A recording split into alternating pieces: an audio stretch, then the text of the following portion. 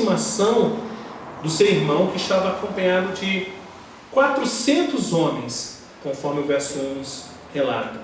Ele foi cuidadoso no arranjo de sua comitiva, de modo que deixou sua esposa e filhos favoritos por último, para maior proteção deles, conforme o verso 2.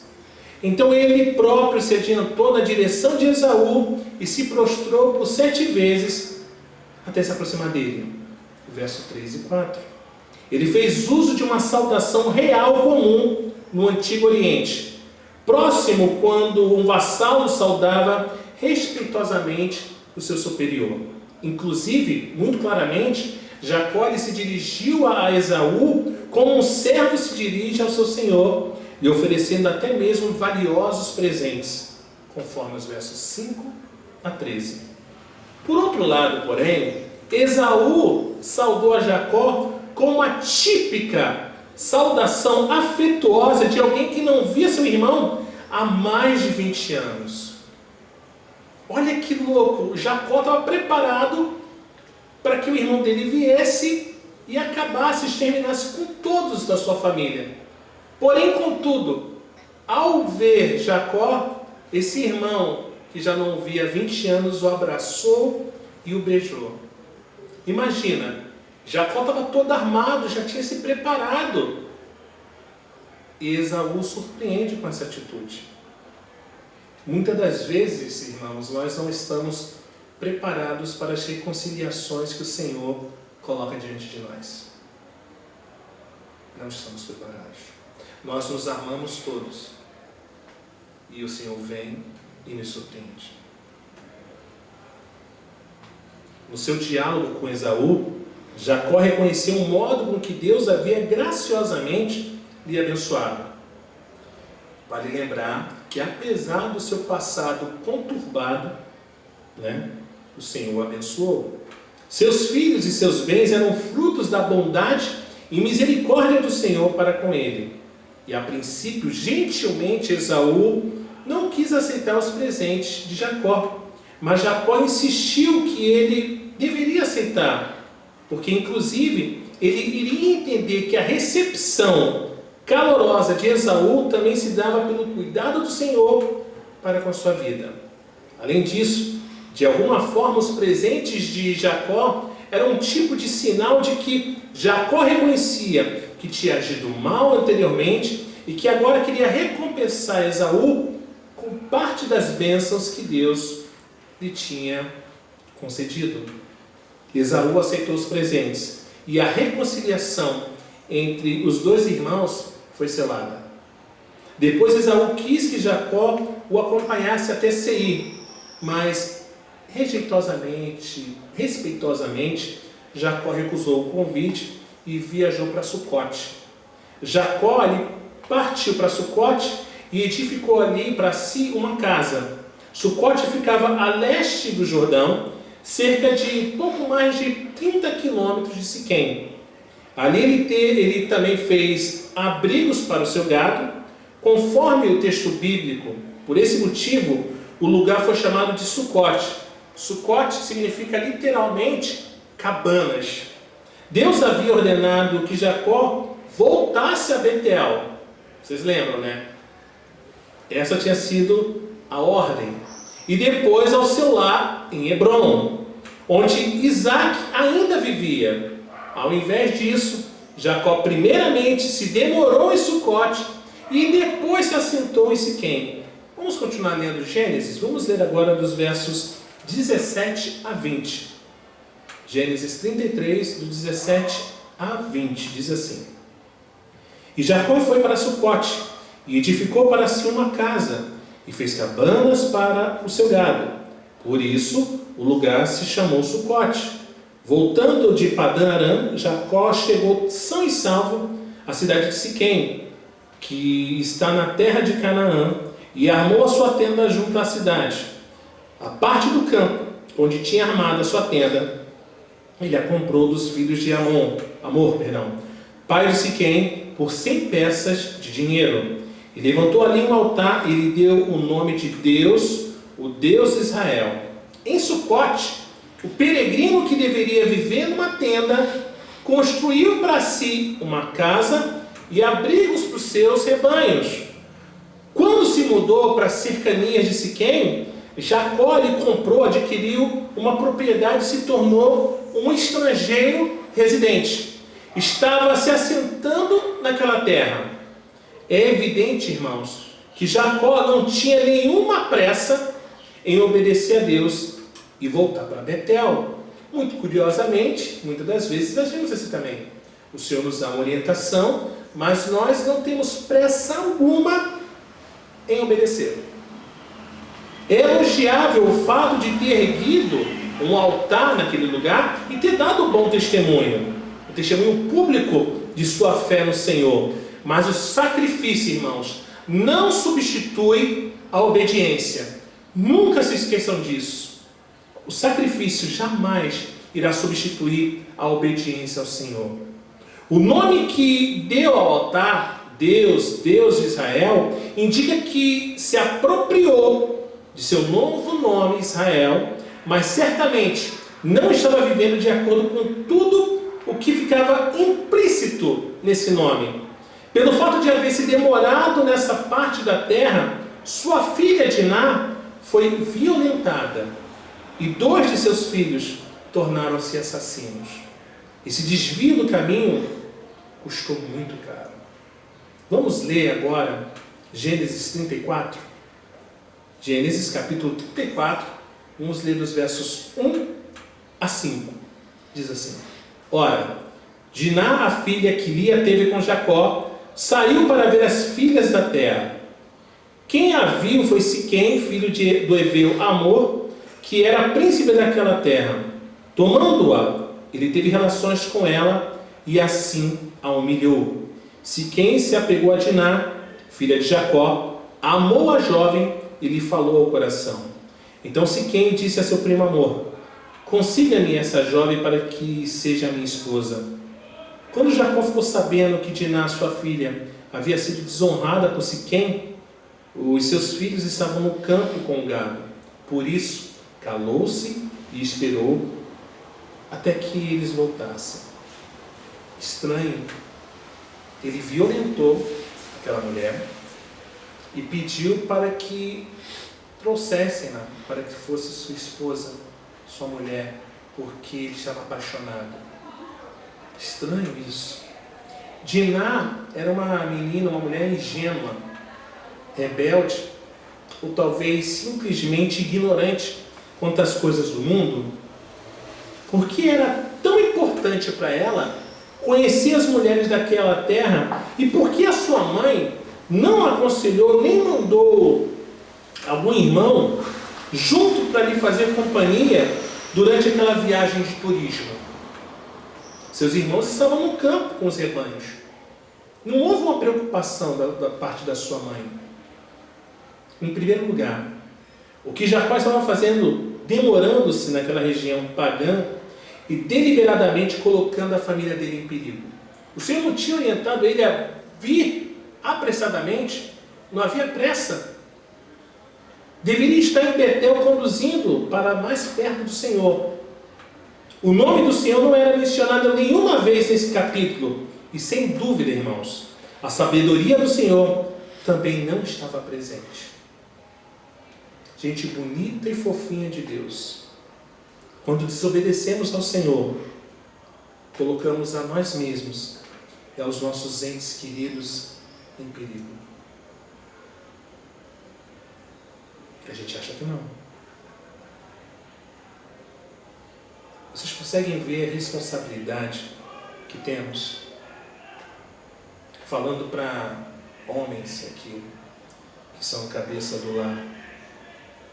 Você entende, André, a responsabilidade que você tem, que eu tenho, de conduzir a nossa família para mais perto do Senhor? E quais as consequências quando nós não fazemos isso?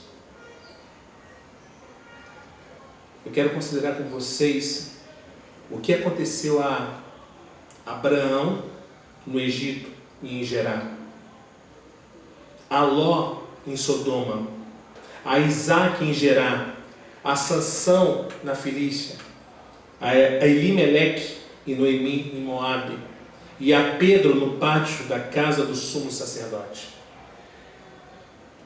Por 3 vezes, nessa passagem, a palavra desonrada é usada para descrever o ato perverso de Siquém. O jovem príncipe afirmou que a tomou para si porque a amava e queria que ela fosse sua esposa. Mas violentar e manter a moça confinada numa casa era uma forma muito estranha de declarar seu amor, não é mesmo? No entanto, seus atos e palavras serviram apenas para testemunhar que o povo de Deus e o povo de Canaã tinham diferentes padrões de conduta. Muito diferente dos dias de hoje. Não, é muito similar. Nós temos nossos padrões, os padrões que conduzem a nós, povo de Deus, e vemos os padrões que conduzem a essa sociedade que jaz o maligno. Para os hebreus, o ato sexual que viola a lei de Deus profanava a vítima e trazia o julgamento de Deus sobre os culpados. Posteriormente, a lei mosaica e as suas penalidades procuraram proteger as pessoas ao declarar a conduta sexual imprópria como pecado e como crime. Eu sugiro para a igreja depois ler o capítulo 18 de Levítico, que fala sobre isso. Engraçado essa questão da lei mosaica, né? Proteger as pessoas ao declarar a conduta sexual imprópria como pecado e como crime. Havia uma proteção com a vítima. Hoje, nós protegemos aquele que faz o crime, que comete o crime. O silêncio de Jacó, ao ouvir a notícia trágica, como lemos no verso 5, não foi uma demonstração de indiferença, como talvez vocês possam estar pensando, mas por que Jacó ficou inerte, não fez nada? Ele foi indiferente, ele foi covarde? Não foi isso. Não foi covardia da parte de Jacó. Uma vez que os seus filhos estavam no campo, com as ovelhas e o gado, e tendo em vista que não podia fazer nada sem a ajuda deles, Jacó foi sábio em esperar. Vamos continuar lendo Gênesis 34? Vamos ler agora dos versos 6 a 24. Gênesis 34, dos versos 6 a 24, diz assim: Então Amor, o pai de Siquém, saiu para falar com Jacó. Quando os filhos de Jacó vieram do campo e ouviram o que havia acontecido, indignaram-se e ficaram muito irados, pois Siquém havia praticado uma afronta em Israel, violentando a filha de Jacó, que era algo que não se devia fazer. Mas Amor falou com eles, dizendo: Meu filho Siquém está profundamente apaixonado pela filha de vocês. Peça que ela lhe seja dada por esposa. Tornem-se nossos parentes. Deem as filhas de vocês para nós, e vocês tomem as nossas filhas.